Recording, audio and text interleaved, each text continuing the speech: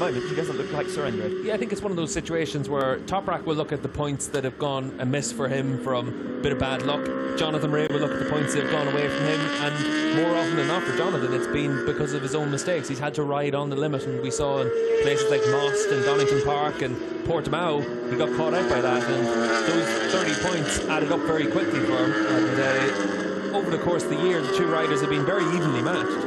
But you'd have to say, on the balance of how the season's gone, Toprak very much deserves to go into the championship decider with a pretty sizable advantage. Those two retirements in Portimao in particular, very, very costly, both from front-running positions, of course. Earlier in the season, we mentioned Donington Park Race 2, Race 1 in Most, all of those costly in terms of points. Ironically, this has been the one season where Jonathan Ray's typical strategy of just banking podiums would have left him there or thereabouts coming into this final round with Toprak Razgatlioglu. Precisely this season that Ray's mistakes have crept in for the first time in a long time. Yeah, but the same can be said for Toprak as well. He's left as many points on the table as Jonathan Ray, and he's done it by his misfortune. Obviously, some of them being mechanical issues, and you have to accept that whenever you're racing as part of a team. But I think for Jonathan Ray, obviously, he'll look at this as being a championship that he's lost an awful lot of points coming into the final round.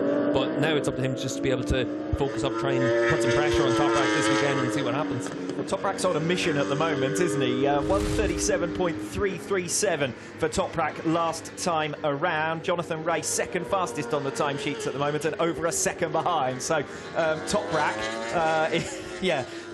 the usual style of Toprak Razgatlioglu making his way into the heaviest braking zone on the circuit in towards turn 1. Yeah, Toprak doing Toprak things there in the run into T1, and he's got a 1.3 second advantage at this stage, which, you know, you'd have to look at it and think that everyone else is building themselves up a little bit slower than Toprak, but certainly